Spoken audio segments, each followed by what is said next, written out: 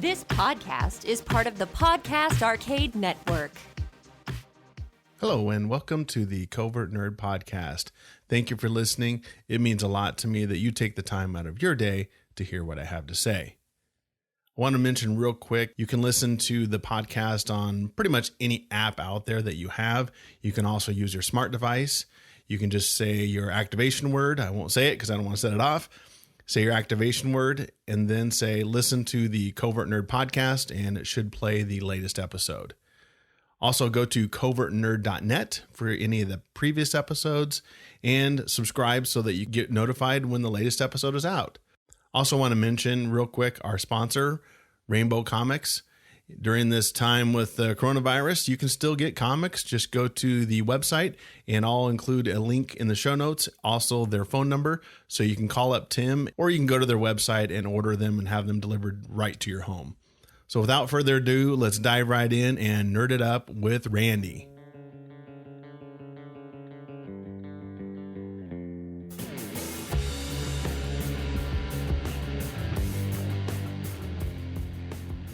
We have Randy on today. We're going to be talking about our top 3 NES games, and Randy's been on some shows before. So again, I'll put in the show notes the previous episodes that Randy has been in. But Randy, why don't you go ahead and introduce yourself and let people know where they can harass you or awesome or contact you. Yeah, thanks for having me on again. I'm Randy, and you can hear me talk about TV, movies, comic books, stuff like that on the Grawlix Podcast and the Grawlix Cinematic Universe. Those are 2 different podcasts, but they're like sister, brother, mother podcasts. But yeah, awkward cousins. Awkward cousins.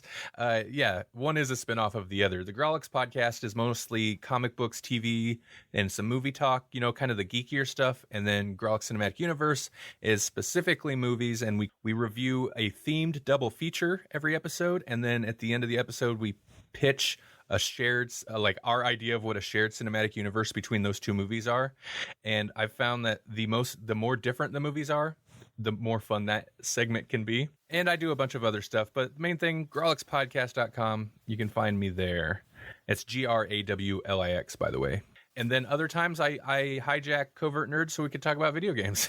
Yeah, we kind of got into this rut or groove, whatever you want to call it, talking about video games, and we've just found dozens of different angles that we can do to you know, from consoles to Nintendos to arcade games, whatever. But anyway, it's always usually video game themed is kind of what we've been sticking to. So it's fun. So today we're going to be talking about the NES, the Nintendo Entertainment System, of course, but specifically the games.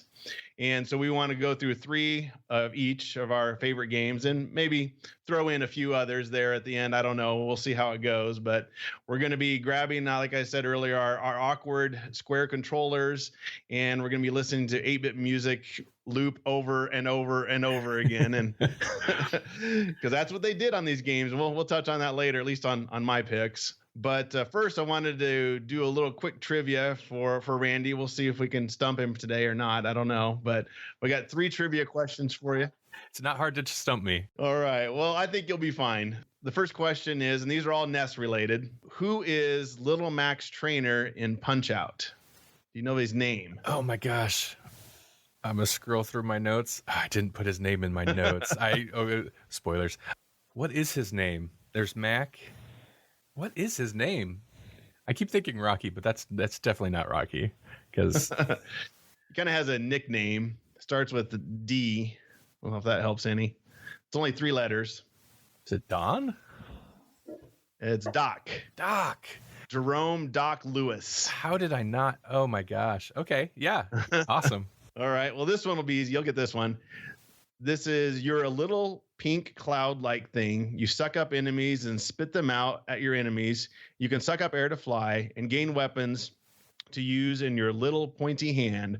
Which game is this? You little pointy hand.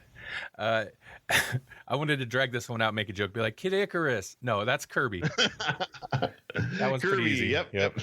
All right, I figured that one you'd get pretty easily. Okay, this is a movie. So in Ghostbusters 2, the Ghostbusters used a modified blank controller to guide the Statue of Liberty through New York City. What was the name of the controller?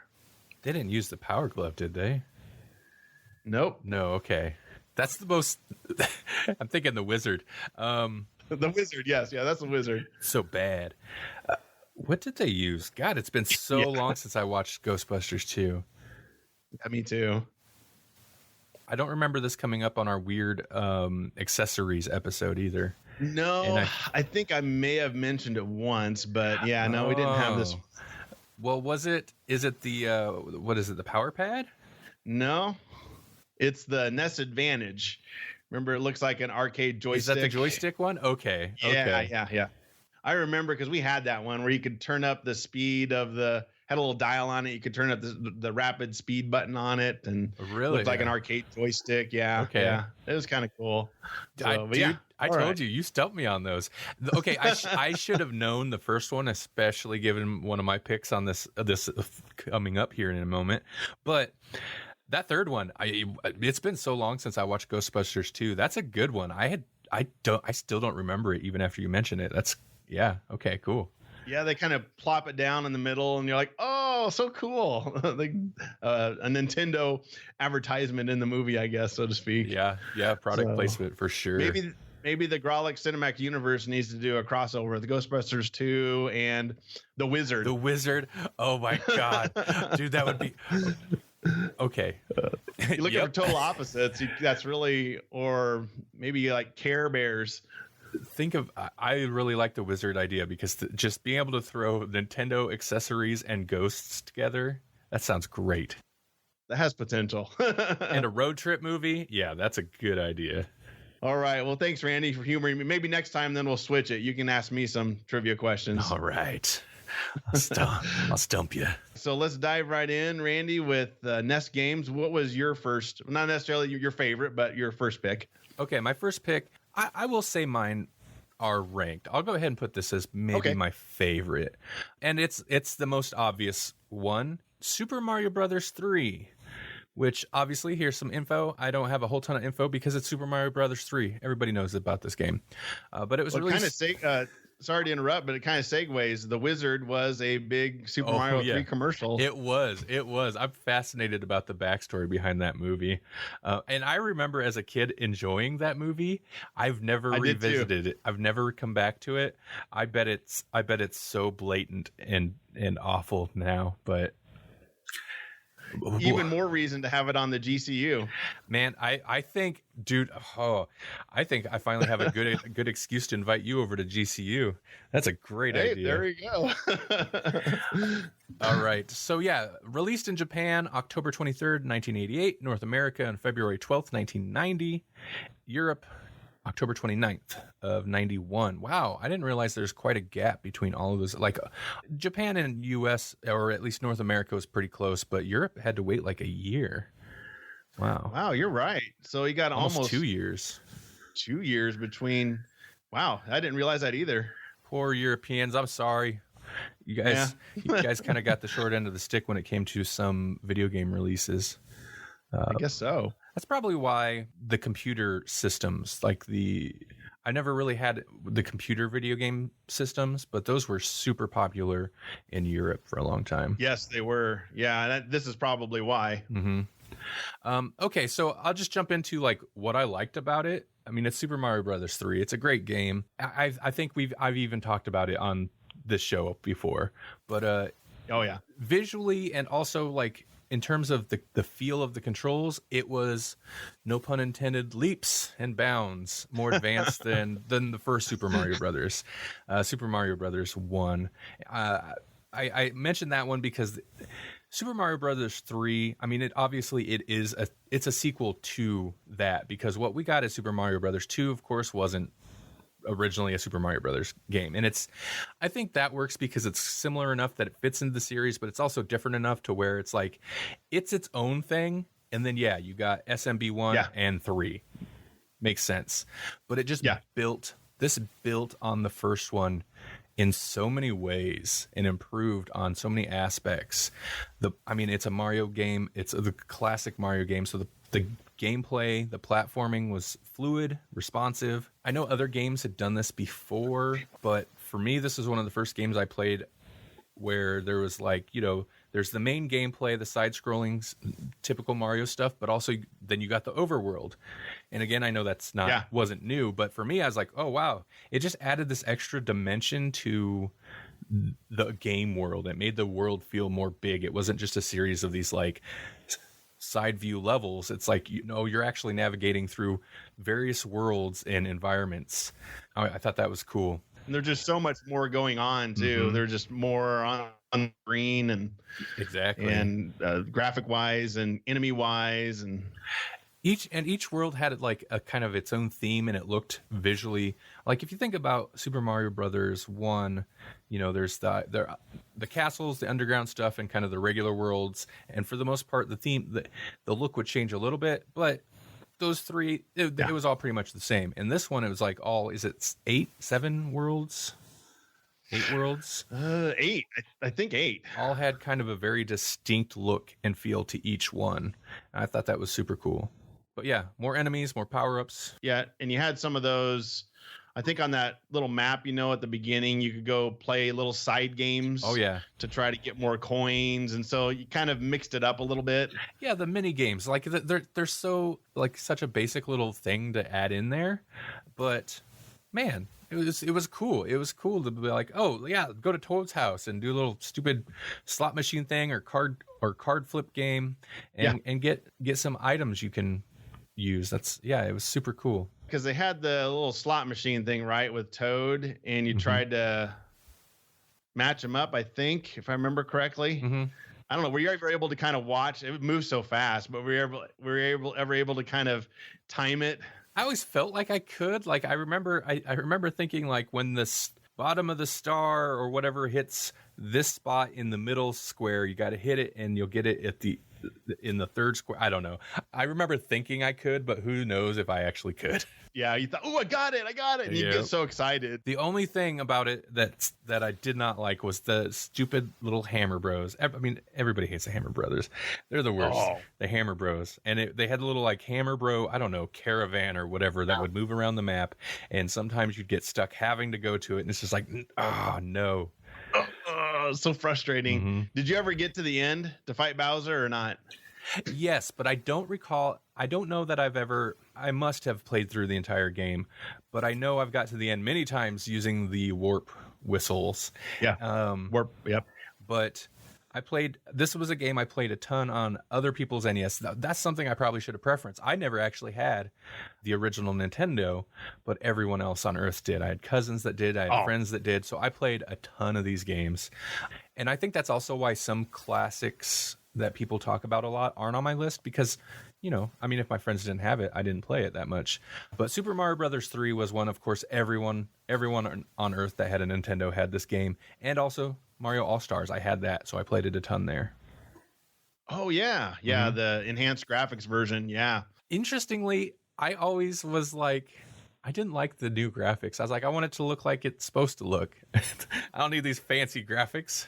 Yeah, it's like, doggone it. This is what it looked like when I was a kid. I'm not changing. Yeah. Get off my lawn. Get off my lawn. I'm like 13. Get off my lawn, Super Mario Brothers. That was a fun game. It was just basically Mario on steroids, or Mario turned up to 11.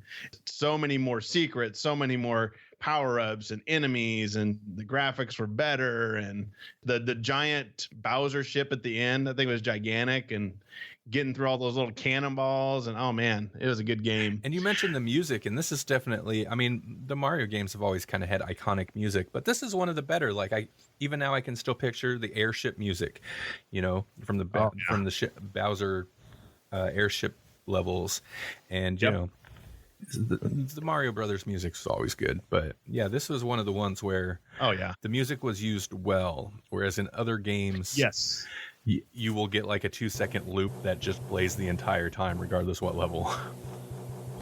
Yeah, this one and my pick, I think the music, Nintendo really, especially their own games, really seem to knock it out of the park on the music. I don't know, because they understand you're going to be listening to this over and over and over again, so it has to be something that doesn't grind on you. And I agree, Mario Brothers. I'd say your pick is definitely that music. The music is one of the most well-known aspects of your pick without getting too much into Oh, spoilers. yeah. Well, let's just segue into mine, I guess. Mine is The Legend of Zelda, the very first one.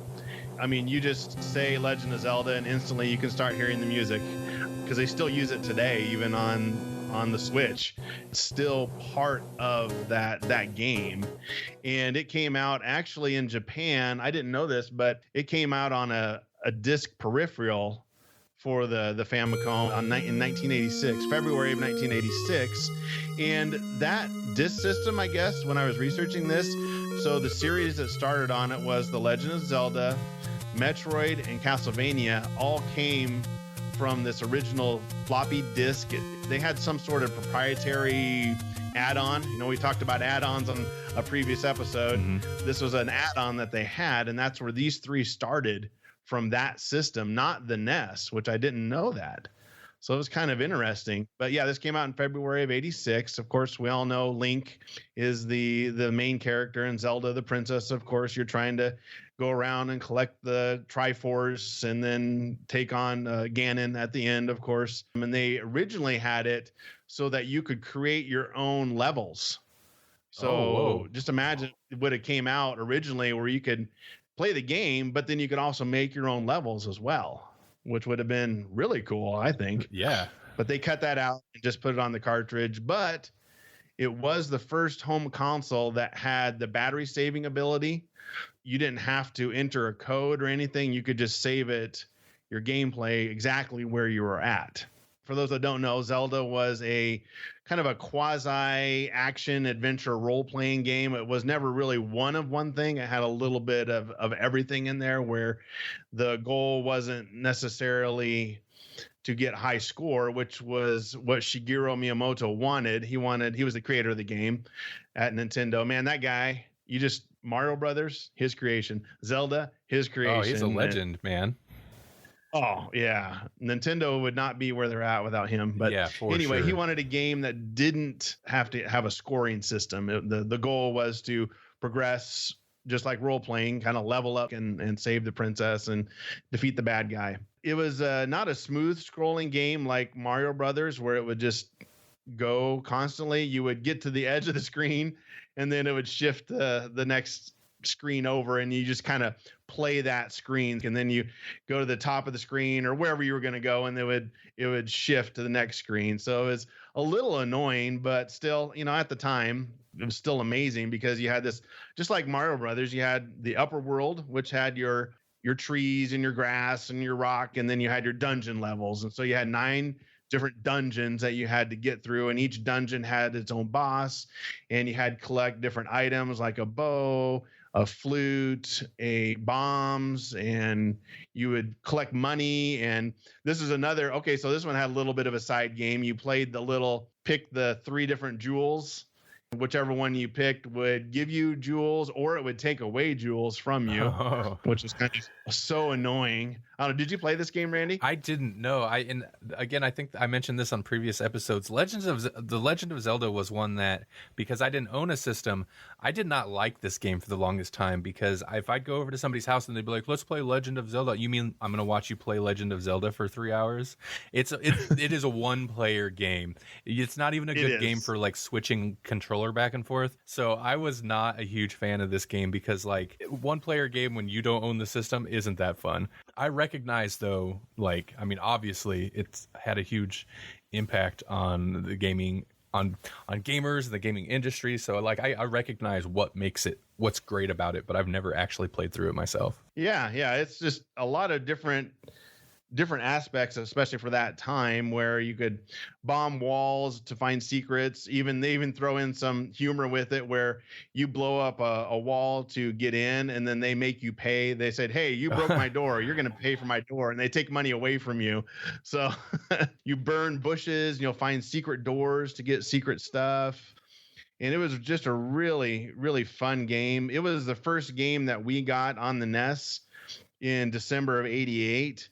And I told this story on other episodes, but for the person listening that doesn't know, we got it on Christmas Eve, And the next day at my grandma's, we did a big Christmas thing at my grandma's. So we got the Nintendo and the games on Christmas Eve. But the next day we had to take a plane flight to Florida, which you're going to Florida. It's amazing. But when you're a kid, then you got a NES and you're leaving the next day. Right. Yeah. So that's torture for 2 weeks.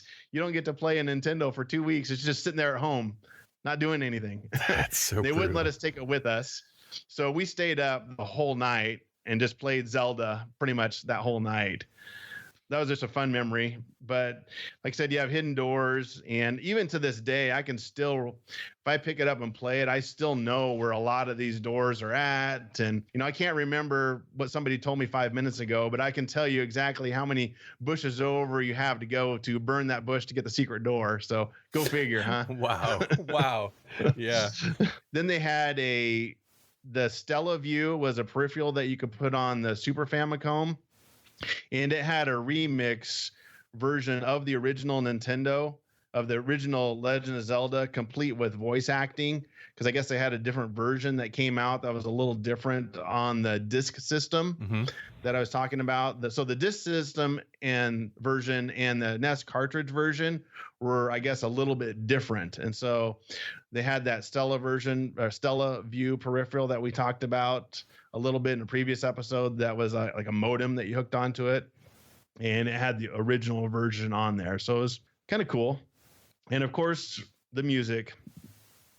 Like you said, the iconic music on Zelda is still prevalent today. I mean, again, you tell somebody, hey, what's the music to the original Legend of Zelda? And they'll like, oh, yeah, I know exactly. If they hear it, they'll know exactly where that comes from. Sorry, I was just going to say, maybe you don't have this information, but wasn't there a case, and maybe it was the disc version, but wasn't there a case where the Japanese cart was different than the U.S. cart, had more, the audio capability was better, so the music, I mean, it's the same music, but it had more parts. It was like fuller sounding or something, like the music. Yeah, I think you might be right. The disc version had a microphone built into the controller, so you could do some different what do you want to call it, features or capabilities in the game by speaking into the controller.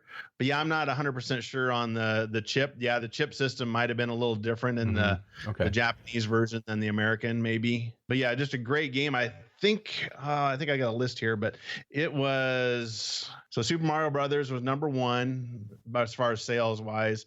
Duck Hunt, Mario Brothers 3, Mario Brothers 2, and then Zelda. So Zelda was the 5th highest selling game of the system. But yeah, Mario Brothers 2 doesn't get a lot of love, I guess. It's still right. But one last thing I wanted to mention is there's a guy on YouTube that beat the entire Zelda game using only bombs. Not, you can get the swords and different other things. He beat the whole game just using bombs. I can't even imagine that on this game. That would be difficult. And Link was left-handed. I didn't even realize that until several years ago. Somebody told me that Link uses his left hand for his sword, not his right hand. Really interesting. So, he's a lefty.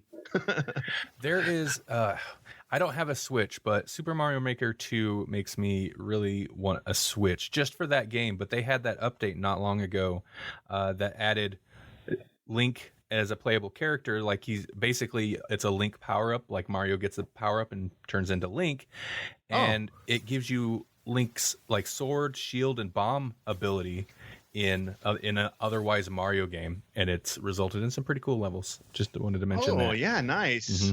Yeah, I remember you're a big fan of kind of the creation thing. So if the original Zelda would have had a creative mode, you probably would have liked it. Right? Exactly. I'd be like, no, I'll create a level and then you can play that. That's how that would have went. I'll watch you play my level. That's what you would have been like. Yeah, I'd be down for that. No, yeah, for sure. I'm just fascinated that it had a level creation. I'm sure it's not the first game to do it, but man, that's way before it was super. It's not that common, but way before it kind of became prevalent in games. Like, oh yeah, 1986. Yeah, that would have been almost unheard of. But still, yeah, that was a cool concept. But I think later on, I remember seeing it on emulators that you can go out and go to websites and make your own Zelda levels now. They've got tons of indie stuff that can do that. So fun game. All right. My next one is one that I botched the trivia for. Punch-Out. or Mike Tyson's Punch-Out. I mean, they're essentially the same game. So Punch-Out, the original release, the first release was the gold version, as it's known, which Wikipedia says was released for an NES Open Tournament golf competition. That does not make sense to me. I don't understand, why would it be? I know like Nintendo would do some competitions, but a golf? I was confused by that. Yeah, it doesn't make sense. Golf competition. Maybe it's a typo or something. Well, maybe they were a sponsor. Oh, that could be. That could be. That might be what it is. That's probably one of those rare cartridges that's worth $80,000 or something like that. Yeah. So that was released September 18th, 1987. And then I can't remember his name offhand, but somebody saw Mike Tyson, was like, this guy's amazing. Let's sign a license with him. And they released the game as Mike Tyson's Punch-Out in North America, October 18th in 87, Japan, November 21st of 87, and Europe, December 15th of 87. So Europe actually didn't have to wait that long that time.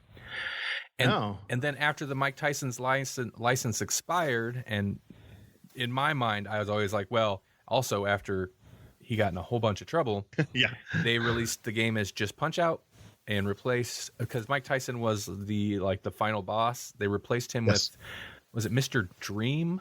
Mr. Dream, I think. Yeah.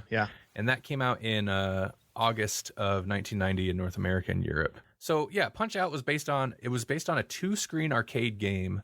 I don't know why, but the story of this is kind of fascinating. Just because Nintendo developed Punch-Out because they had a surplus of arcade monitors they needed to use up. So they're like, we designed some games that use 2 monitors, and that's Punch-Out was one of those games. Awesome. So obviously they had to kind of change and scale it back, because the arcade game is much more like Super Punch-Out on SNES, to where your character is like a wireframe character, so you can see through them. Now, according to Wikipedia, quote, Takeda and his crew realized that it would be impossible for the NES port to faithfully emulate the arcade graphics. So instead of making the playable boxer wireframed or transparent, they decided to make the playable boxer more short-bodied, so that players could easily see opponents over the large headroom of the playable boxer. That's how you end up with Little Mac. Just a little dude. Yes. It's these giant, the guys you're fighting are giant, and there's a little tiny Little Mac. I think it's a super smart move, because first off, Little Mac, he's memorable. I mean, his trainer should have been more memorable to me. I can't believe, Doc, it's so simple. That's so simple. Yes. But also, it's smart. As a kid playing this game, part of what I like about it, what's very cool, is the opponents are huge. They're huge. For a Nintendo game, they take up a substantial amount of that screen space. They do. And if you know anything about how the Nintendo works behind the scenes, that's not just one sprite or whatever. In order to do something that big, it's basically a whole bunch of little sprites they've got to coordinate, and they have a special chip I think they had to use for that to make it. So, big cartoony characters. And then, like I was saying, as it's smart, as a kid, you're playing it. Yeah, you're the little guy and you're beating up all these big dudes. Mac himself is not intimidating at all. But it makes him more, it adds to the kind of cartoony nature. Also, Mario cameo in a non-Mario game is always interesting. I remember every time, and back in the day, Nintendo was more laxed. Non-Nintendo games would occasionally throw Mario in as cameo. I mean, that's not going to fly anymore. But as a kid, I always remember seeing Mario in other games and be like, oh, what's he doing here? They like to do that, Nintendo especially. Oh yeah, for sure. The cutscenes were very memorable. Sorry, go ahead. Each wasn't it each? It's been a while since I played, but each guy you're fighting kind of has their own pattern and their own kind of theme, right? Yeah, that was kind of the thing. So yeah, each opponent was kind of like a boss fight, really. Like the old school boss fights where it's more about recognizing the weak spot and figuring out the pattern, and that's pretty much every opponent, which made the game, which was kind of an interesting angle to where that's the whole game. Who was your favorite guy to fight, or maybe the one that frustrated you the most? I don't know. Okay, so that's another thing. The opponents were all interesting. Many of them were very stereotypical. They were stereotypes for sure. Some of them probably wouldn't play quite as well today, but they're all very cartoony and goofy. The one that always stuck with me was King Hippo, I think. Yeah, just because it's like, fat guy, yeah. What's with this dude? And and if you remember back in the day, like when they had the Nintendo cartoons, like the Super Mario Brothers cartoon and stuff, like King Hippo was always in there. I don't know why. It's like, why did they would just like throw him in there? Yeah. But I think one I remember hating the most. Oh man.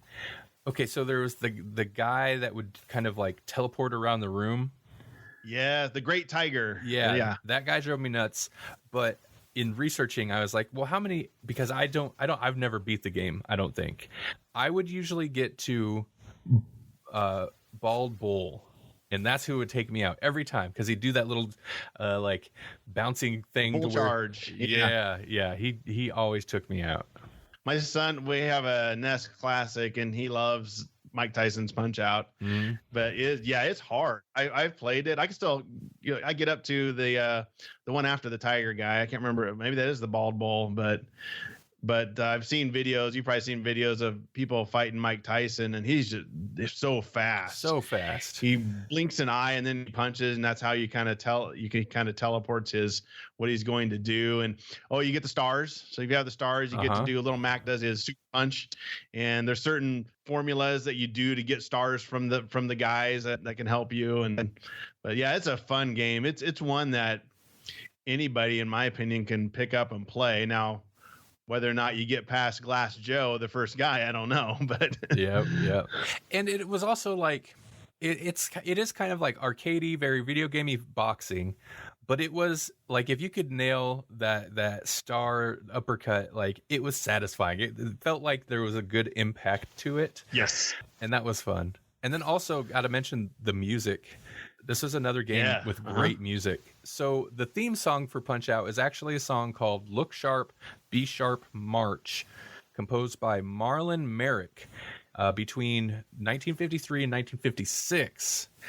And the theme was originally used for the TV and radio program Gillette Cavalcade of Sports, which covered a variety of sports from the 40s into the 60s, but eventually became kind of more... The show itself focused more on boxing as it went along, and the song was also featured in the 1980 boxing film by Martin Scorsese, Raging Bull. So, I wonder if they would have had to have licensed it, right? I would think so. It seems kind of early enough in video games to where they could just be like, "Oh, let's just do that song. Who's gonna care?" But I feel like they probably licensed it. Nintendo usually wasn't shady in those kind of ways. But what a interesting, I didn't know that. What a weird way to pull some music. So some programmer must have watched that movie, I'm guessing. Right. Yeah, and I like that it's got ties to Raging Bull, a movie about boxers, as well as the Cavalcade of Sports, which kind of became known as a boxing TV program way back. Yeah, that's fascinating to me.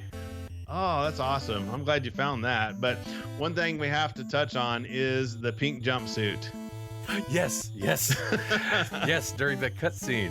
I was going to say memorable cutscenes, but actually, like, that's pretty much the cutscene, right? Like, the one scene is the kind of Rocky training jogging thing where you got Doc on the bicycle behind you and you're in the pink jumpsuit. Yeah. And it gives you the long code so that you don't have to fight all three guys every time. I think it broken up into threes or fours. It was threes. So you get 3 boxers, you get a belt, you get a code, then you get 3 more boxers, you get a belt, you get a code, and you kind of keep moving up. So yeah, the long code that you had to write down someplace, and then you can't find it.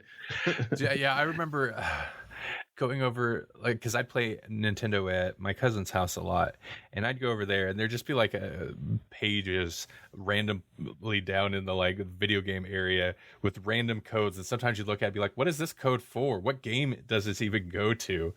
What level is this gonna be? Like, so yeah, Is that a 6 or is that a B? What is it? Oh man. no. Oh, trying to figure out. That's right, the alphanumeric. Oh man, It's a good game. And any of these that we have, I would recommend anybody grabbing an emulator and playing it just for the heck of it. It's a fun game. that's the thing. Like, for even as old as these are, and for how much I've played them, and I'm sure everybody's, everybody, quote unquote, has played these games. Super Mario Brothers 3 and Punch Out, you can pick both those games up and play them for a good bit of time. They're still such good games. The replayability is incredible. I just looked up that Punch Out was 17 of the best-selling Nintendo games of all time, and it sold over 3 million copies. Oh. So definitely very popular. So yeah, it's just totally different. It's not like anything else, really. It's not a side scroller like Mario. It's not an RPG action game like Zelda. It's really unique. And it didn't have the kind of dry, and sometimes, especially the older games, the older sports games felt dry and kind of clunky because a lot of times they were struggling to kind of translate this sport to Nintendo controls. It didn't have that feel at all, and I think that it benefits from coming from an arcade game to where they kind of had the arcadey video game feel of how the fighting would play out already down. Yeah, it translated well to the NES for sure. It was well thought out. Yeah. This one I have is an oldie. It is Kung Fu, that was released in 1985. And most of my picks are more of a nostalgia thing. The reason I like Kung Fu is because that's the first game on the Nintendo I ever actually got to play and actually grab a controller and play it.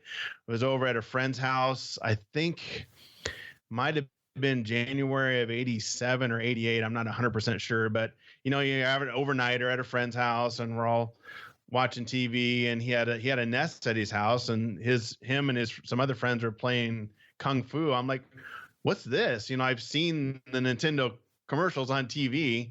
It's like, you have a Nintendo? Holy cow. And so I actually got to play it, and man, I was like, this is awesome. Look at the graphics. Look at this controller pad. It's not a joystick like the Atari, and this is totally different. And so I was just blown away. But Kung Fu, it's a side scroller. You control Thomas, the Kung Fu master, and he has to fight through 5 different levels of the Devil's Temple. You couldn't get any more 80s than that, I guess. And he has to, of course, rescue his girlfriend because it's the 80s, you got to. And the boss that he's trying to get that kidnapped his girlfriend is Mr. X. Again, this is just checking every 80s trope box that you can think of. And it's based off an arcade game made by Irem, is the name of the company, by Takashi Nishimiya. And he also created Moon Patrol.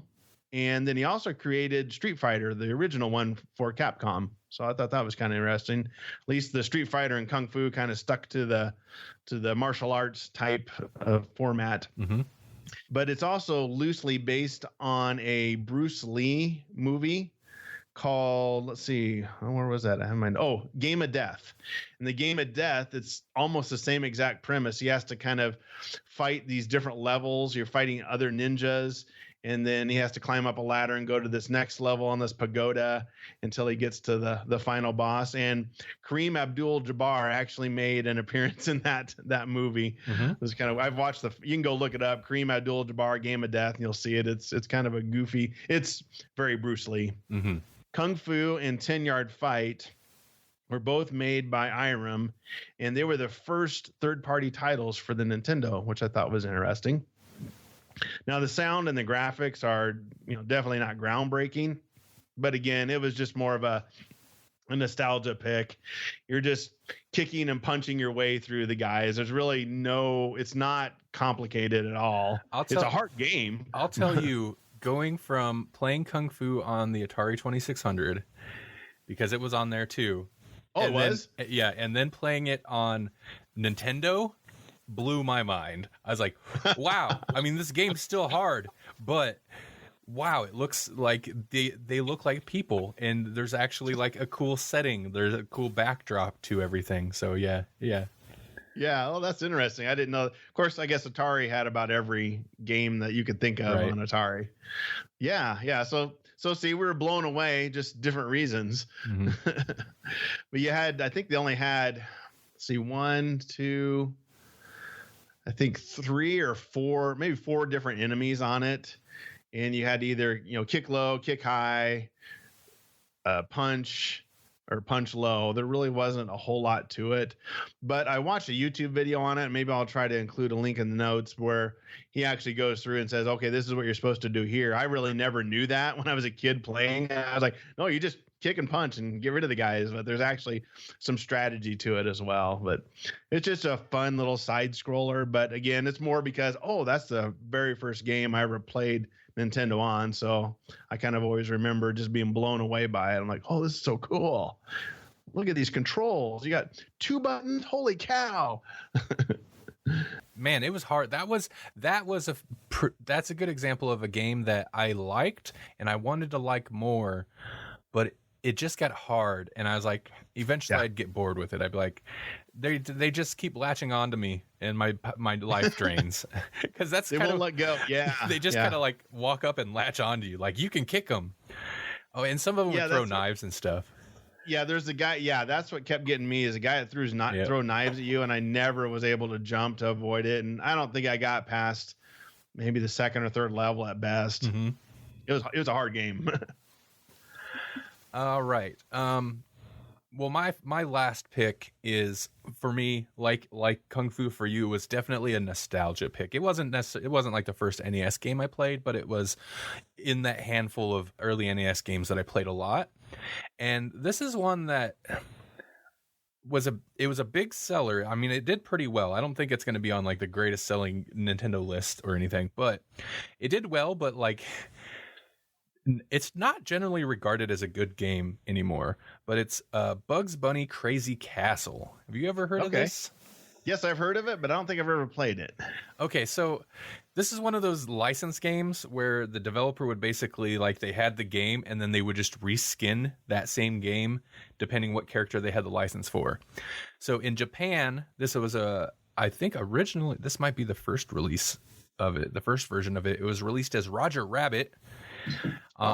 Right? Okay. February 16th, 1989. North America got The Bugs Bunny Crazy Castle in September of 89. And then also Japan got a Game Boy port of it. Oh, okay. The Japan Game Boy version of this was actually released before the other ones, and it was Mickey Mouse. So, basically just throw in whatever cartoon character you got the license for. That's what this is. So the same game was Roger Rabbit, Mickey Mouse, and Bugs Bunny? Right. Yep. Oh man, that's awesome. Now the game did pretty well, at least over here, and I'm pretty sure it ended up maybe like some of the I don't know if the sequels retained whatever properties they were overseas, but it ended up getting like 5 sequels. I want to say one or two on the NES, and then it did really well on the Game Boy. It hit the Game Boy and got, I think there might have been a total of 5 Crazy Castle games for the Game Boy. This is, I mean, obviously the version I played, it was Bugs Bunny. Now, it was kind of a side-scrolling puzzle game, a little bit like a platformer, but you couldn't jump. So you played as Bugs Bunny, navigating levels that consisted of stairs, platforms, doorways, and doorways that would take you up and down, and sometimes pipes, kind of Mario style, where you just enter a pipe and travel around the level and go exit somewhere else. But I wouldn't call it like a hardcore puzzler. It was the levels kind of had a maze aspect to it, but the main kind of the puzzle aspect was, so you had to avoid enemies in the level, and you had to get to collect carrots, I believe it was, in different parts of the stage. So you kind of had to figure out which way you could go that you wouldn't get boxed in by an enemy, stuff like that. And the enemies included Wile E. Coyote, Yosemite Sam, Daffy Duck, and 3 different versions of Sylvester for whatever reason. They were all Sylvester, but they had slightly different color versions. I watched a YouTube video where they kind of thought maybe it was because if the original version of this was Roger Rabbit, the 3 different Sylvesters would make sense, because Roger Rabbit had the weasels, which were several weasels that all kind of look the same. Yeah. Okay, that makes sense. And then there were items you could get. You get a boxing glove where you could, kind of take an enemy out and stuff like that. Or it's so stupid, but one of my favorite things to do was on some like platforms, there'd be like a safe or something, or an anvil. And if you waited for an enemy to walk underneath you, you could push it off and it'd fall on them. And that'd be a way to drop on him, take care of them. Yes. Oh man, that's Looney Tunes. Exactly. So yeah, I mean, that's all it was, is you'd go around these levels, you collect the carrots, and then the end door or whatever would open. You'd exit it and go to the next level. I can't remember. I didn't think to look this up when I was doing research. It's one of those games, I can't remember how many levels, but it's got just a ton of levels, because they're all pretty basic. There's slight variations, but it's all just like different configurations of like 2 or 3 themes, Yeah. It almost sounds a lot like, I don't know if you played Bomberman or Adventures of Lolo. It's kind of a puzzle. It all fits kind of on one screen, and you have to open different doors, and sometimes there's enemies and stuff. So yeah, I mean, it kind of sounds like that. Yeah, it works on that kind of principle. Very, very much like, I don't know about the Lolo one, but like Bomberman is kind of like a top-down, very maze-like. This is like that, except a little less confined, but it's side-scroller. Yeah. So yeah, it has elements of that. Okay. And it's something that I assume you can, since you didn't have a NES, but you could just pick it up and just start playing different levels. And I assume you're trying to get to a certain end, or it gets harder as the longer you go, I suppose. It does get harder as you go. And I mean, I don't really. So the end of the game is like, you're supposed to, like a lot of old school games, you got to save your girl.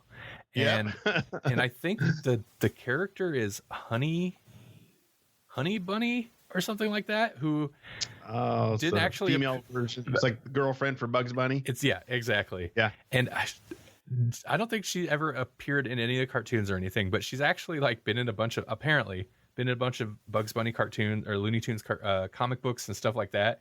So she kind of had a life outside of it, but I think she was invented for this. Just like, do we have a female, I imagine Mickey Mouse, it's Minnie Mouse, right? Minnie Mouse. Do we have a female Bugs Bunny?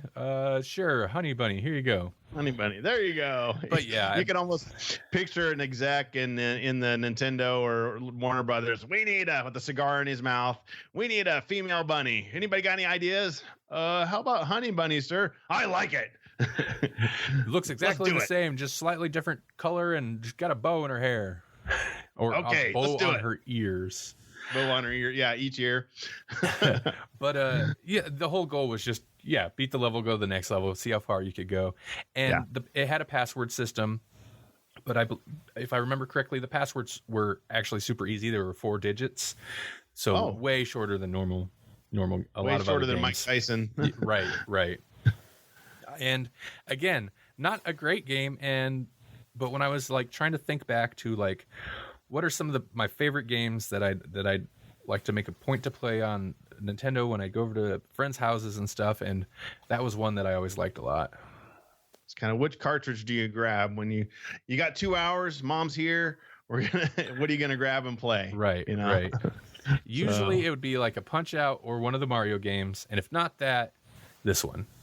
Yeah, because you could play 2 or 3 levels, and if you had to leave or go, it didn't really matter. Exactly. Just like Mario, I can go get through a few levels. Punch-Out, I can beat a few guys, and then it's not a big deal.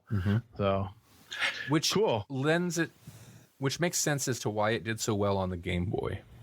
Like that's pretty good mobile gaming right there. Like that kind of setup. Yeah. That's a good point. Yeah. You don't really want on a portable system. You don't. Well, I mean, you do want a lot of gameplay, but you don't want a long, like a Zelda game. I don't know. They did port that over to the Game Boy, but it's kind of like mobile games now. You don't want have to spend an hour playing the game. Right. I've got a 10-minute commute, a 20-minute commute. This game would lend it. That would be perfect for that type of person. So. Maybe they have it. Do they have this on Android? I wonder. Oh, I wonder. Well, I mean, technically, you can get NES emulator real easy, but yeah, that's true. Yeah, I don't know if there's probably a lot of games that are basically the same type of thing now. That's true. But as we see with this one, you can reskin it and put whatever you want. Right, exactly. So, cool. Well, my last pick is Pro Wrestling. This was an old game that came out originally. Well, it's kind of the classic series that they call it. Kung Fu was part of that too, is the classic series that they had that came out real early on and had the pixelated covers that I love. Those are fun story behind that, but we'll get to it later. But came out in March of 1987. It's a pro wrestling game that came out on the NES in 87. I mean, you can't get more 80s than that because as we know, in the late 80s, wrestling was getting huge. You had the Hulk Hogan and everybody else coming on board. I just liked it because is the simplicity of the game that the action provided. The music, like most NES games, is kind of unforgettable. It has that looping music that you just say pro wrestling NES game, and I can instantly start hearing the loop in your mind of the music that's in there. Now, this wasn't the first wrestling game, but it's one that I think, and a lot of people agree, kind of got it right. They had some attention to details. They had the two little commentators in the background. They had the ref that would move around the ring, and I would always try to catch the ref, but he'd always move out of the way. It was always fun. And then you had the cameraman on the outside of the ring trying to catch the action. And the crowd noise, fun fact, the crowd noise cheering that they had in the background was the same one that they used in Punch-Out. Oh. So Punch-Out borrowed it from this game. They just said, hey, we got some crowd noise in this old pro wrestling game. Let's put that in the Punch-Out game too. And then it has the same intro music as all the other sports games that Nintendo had at that time. They kind of had the sports series. If you look on the cartridges on this one, and then there's tennis and some other ones, they have a little logo in the lower left-hand corner. Kung Fu had it too. They had these little categories that they would put all the games into. So Kung Fu was part of the action series, and then Pro Wrestling was part of the sports series that they had. And they use the same music on this one as they do as golf and tennis, and I think maybe baseball. I'm not 100% sure on that. And of course, they had a roster, which is always fun. You had your different guys. You had Fighter Hayabusa was from Japan. You had the Giant Panther, Kin Korn Karn from Korea, King Slender. You had Starman, and then you had the Amazon, the green guy that you used. And it was just one-on-one, so you didn't have tag team or anything like that. So you could play another player, or you could play the computer and try to get the belt. And that's how they did it. You could do different attacks. You would grapple, so you'd grab your opponent and then you could body slam him, or you could put him in some sort of, like the Amazon would do the piranha bite or some of their other their key what do you want to call it? Their finishers, so for lack of a better word. But just a fun game. You could throw them outside the ring and get a count out on them. So it was just a lot of fun. It's a game that I just really liked because you could just, again, pick it up and you knew how to play, and you could play your friends or you could play the computer. Starman had his somersault kick and all these other cool moves that you tried to do. You could jump off the top rope, from the top rope down to outside the ring, and do different things. And it was just a really fun game. So did you ever play this one, Randy? I didn't know. I've never played this, but I'm fascinated. Oh, it's so interesting of all the little details you threw out about it. I'm fascinated that it had a camera, and I'm looking at a screenshot. It had the cameraman on the outside of the ring. What an interesting little detail to throw in there. Yeah. I mean, that's just when I was thinking about this, I'm like, yeah, they kind of emulated WWF back in the early to mid 80s. They had the ref, the cameraman, the crowd noise, the commentators. I mean, they kind of paid attention to all these little details. Yeah, that's great. If you look on the box art of the game, the two guys in the ring, they don't actually exist in the game. They're not in the game. But if you look at the box art, so you'll have to, I'll try to put in the show notes, you can see the shadow in the ring of the guys in the ring. Mm-hmm. So you have the shadow from the ref and the shadow from the wrestlers in the ring. I was like, wow, what a little attention to detail that who would have thought of that? But it's a fun game. So if you got an emulator, get this one. You'll love the background music that just loops over and over again, and it'll just get stuck in your head and you'll never forget it. Awesome. They even have the people in the crowds kind of moving. One will put his fist up in the air, and then another head will pop up, and just, again, little things that you wouldn't think about. Interesting. Yeah, I'm fascinated with this now. I'm gonna have to try it. Yeah, you need to go challenge Jesse or Melanie to play, and they'll get frustrated. But it's a fun game. You'll love it. Again, it's a game that I think I have on our NES Classic, and you can just pick it up and play each other, and you don't really need to be instructed or anything. You just start pushing buttons. So, but that was my last pick. It's just a fun game. I think I might have played this one at the same guy's house that had Kung Fu a little later. He was a wrestling fan, and so we would play and get frustrated because they'd pin us or whatever. Sure. Was it hard? Was this game hard? Was it kind of difficult? When you're playing the computer, yeah. Starman was the final guy. I could never beat him, and I didn't own this one, but this is one that we would swap. So in previous episodes, I told you that we would trade games when we were kids. So like, for example, we own Zelda. So after a while we'd say, hey, I'll give you my Zelda if you give me your pro wrestling. And we would swap games for a couple weeks. And so that was a way to not have to play the games for a few weeks or months or however long, but not have to buy them. Mm-hmm. So we would borrow this game from a guy, and so we got to play it. It was fun, but I never beat it. But we would play each other. This was definitely a great 2-player game. So yeah. Randy, you were talking about earlier, if you were going to a friend's house, this would be the perfect game because you guys could play each other. You had your favorite. I like the Amazon guy. He was kind of fun. But these guys are based on some wrestlers. Like I think King Slender is based on Ric Flair. Okay. At the time, and then the Giant Panther is based on Hulk Hogan, and then some of the other guys, the Starman is based on a popular luchador in Mexico. That's where some of these came from. Just a cool little game. Awesome. Well, I had you want to go with your honorable mentions or a quick rapid fire on a couple others that you had on your list?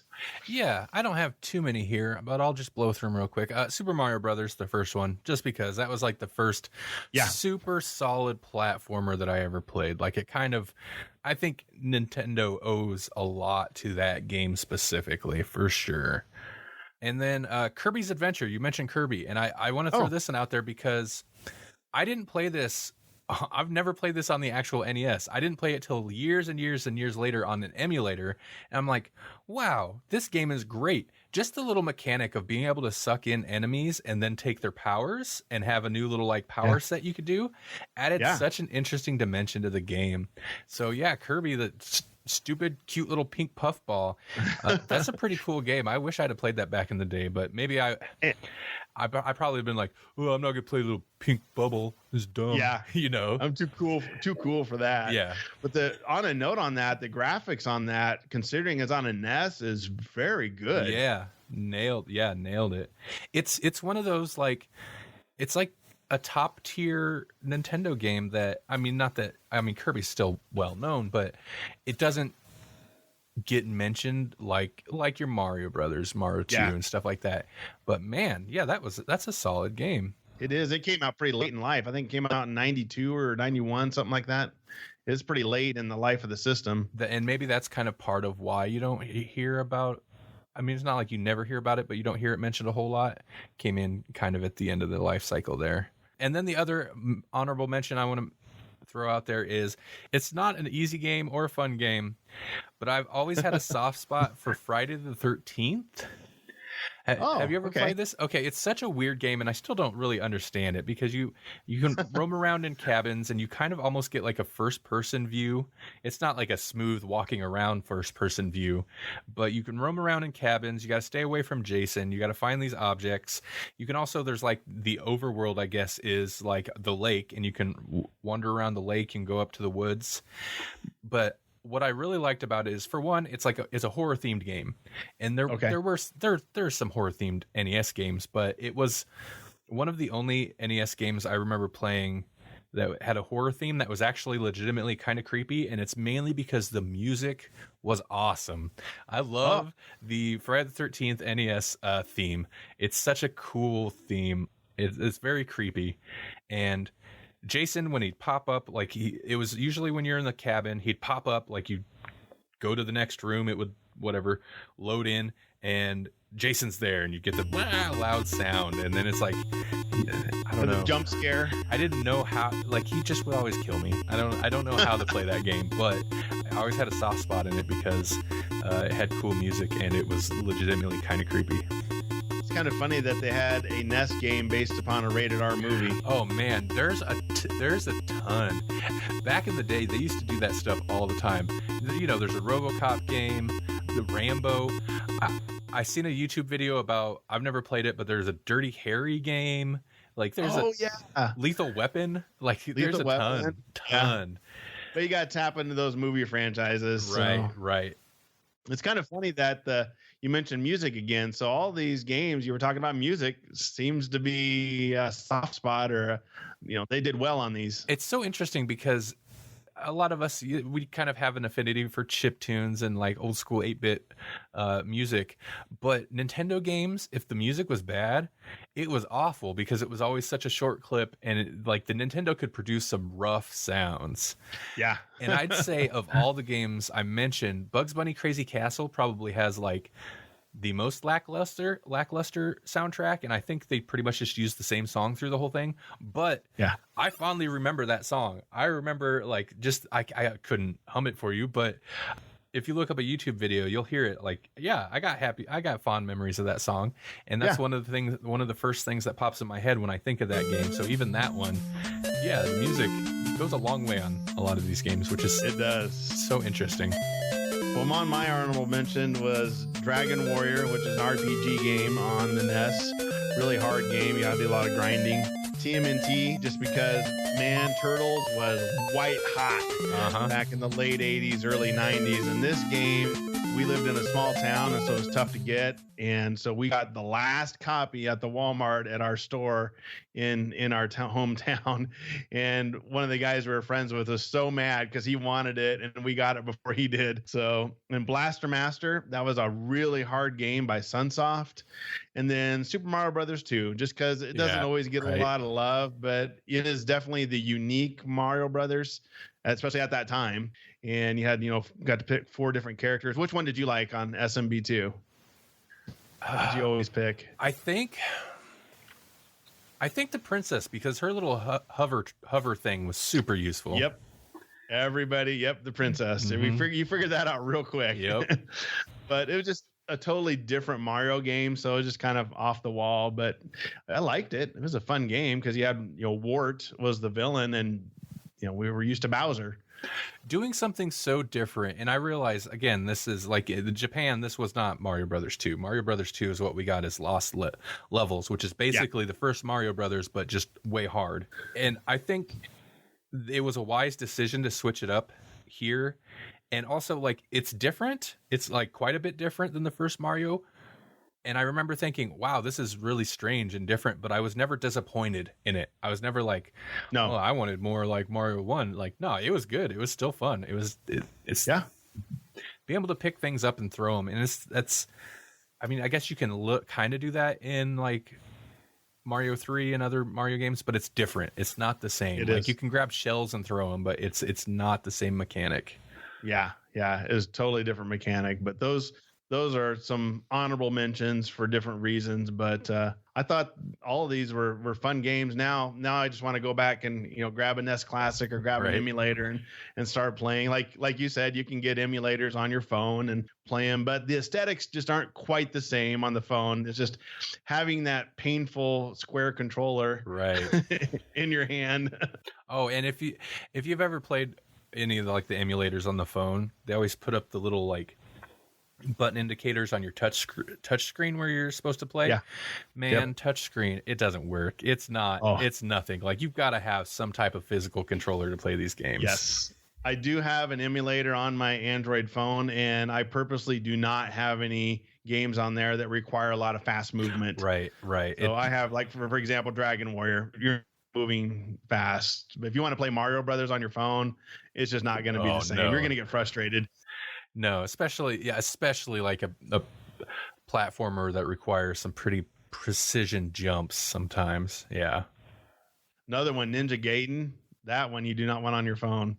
Ninja, dude, oh my god. Every incarnation of that game is a game that always seems so cool to me, and I hate them. I hate those games because they're so hard. Even the newer ones, like that first one that came out on, I think it was the first Xbox, the kind of newer gen Ninja Gaiden. The controls are so cool. You can wall run. It was very fluid. That game is ridiculously hard, and I got so disgusted with it. I'm like, I want to like you, game. I want to like you so much, but you make me so angry that I can't play you. I just can't love you right now. I can't do this. All right. Well, hey, it's been fun. I appreciate it, Randy. It's always fun to go through these old games and talk about memories about them and try to find especially some fun in this world. It's always good to go back. And like I said, it's a good time, especially with all that's going on, to grab an emulator, grab a NES Classic, and just dive into the nostalgia and stay in there so long you get all pruny. You're right. Pruny with nostalgia. Soak up the nostalgia. Exactly. Pruny and that's what you need to do. Calloused thumbs and yeah, you get all wrinkly and you're like, oh man, how long you been playing? I don't know. Increased blood pressure. I don't know if you had that. Yeah. Those old games, dude, those old games are so hard. Even the good ones. Super Mario Brothers 3, I remember, even that would it's so hard. At times. It is. I mean, comparatively to like Ninja Gaiden, it's a pretty easy game, but sometimes there's jumps where you're like, why didn't you just jump? Why did it not work? Kids today have no idea. New games, yeah, the difficulty it's just completely different. Most new games, I should say, aren't punishing like the old games were. No. No, they are not. They are unforgivable. There's a little bit of a resurgence with that. Like Dark Souls is a notoriously hard game, and I don't think that like the new Doom games, a new one just came out, I don't think they're necessarily hard, but they had that old school sensibility of like just stomp you when they can.